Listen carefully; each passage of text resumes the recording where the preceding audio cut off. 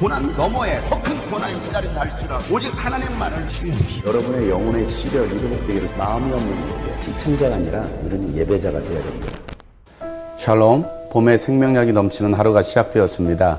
아름다운 꽃이 활짝 핀 것처럼 우리 심령에도 은혜의 꽃이 활짝 피기를 소망합니다. 함께 나눌 말씀은 출애굽기 10장 21절부터 29절 말씀입니다. 주님께서 모세에게 말씀하셨다. 너는 하늘로 팔을 내밀어라. 그러면 손으로 더듬어야 다닐 만큼 짙은 어둠이 이집트 땅을 덮을 것이다. 모세가 하늘에다 그의 팔을 내미니 이집트 온 땅에 사흘 동안 짙은 어둠이 내렸다. 사흘 동안 사람들은 서로 볼 수도 없었고 제자리를 뜰 수도 없었다.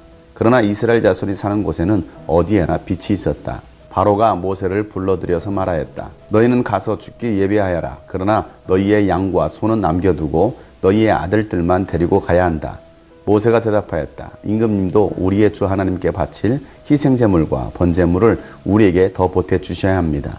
우리는 우리의 집짐승을 한 마리도 남겨두지 않고 다 몰고 가겠습니다. 우리는 그것들 가운데서 주 우리의 하나님께 바칠 제물을 택할 것입니다. 그러나 우리가 거기에 다다를 때까지는 우리가 어떤 것을 바쳐야 할지를 알 수 없습니다. 주님께서 바로가 고집을 부리도록 하셨으므로 바로는 여전히 그들을 내보내지 않았다. 바로가 모세에게 소리쳤다. 어서 내 앞에서 썩 물러가거라. 다시는 내 앞에 얼씬도 하지 말아라. 내가 내 앞에 다시 나타나는 날에는 죽을 줄 알아라. 모세가 말하였다. 말씀 잘하셨습니다.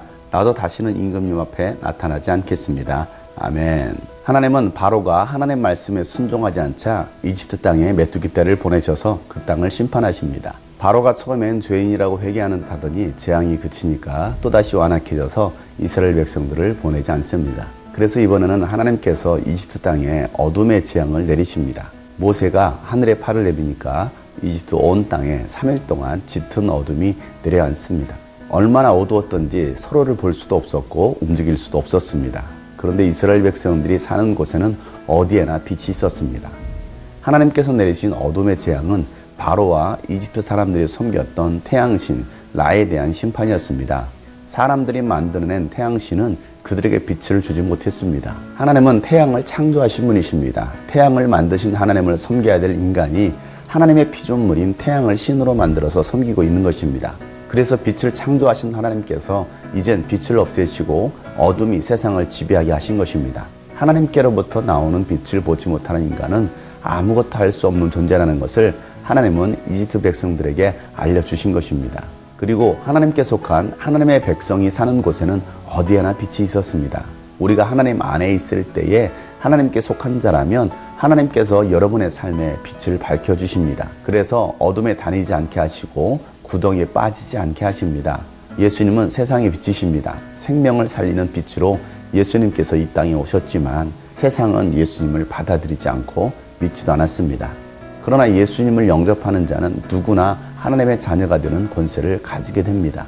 빛 대신 예수님께 있을 때 어둠이 떠납니다. 그러나 하나님의 말씀을 믿지 않는 자들에겐 어둠이 지배합니다. 오늘도 빛 대신 예수님 안에 거하는 여러분 되시기를 주의 이름으로 축복합니다. 3일 동안 아무것도 보이지 않자 바로가 모세를 불러서 가서 주님을 예배하라고 합니다. 그런데 양과 소는 남겨두고 아이들만 데리고 가라고 합니다. 세상은 우리에게 바로와 같이 적당히 타협하라고 제안합니다.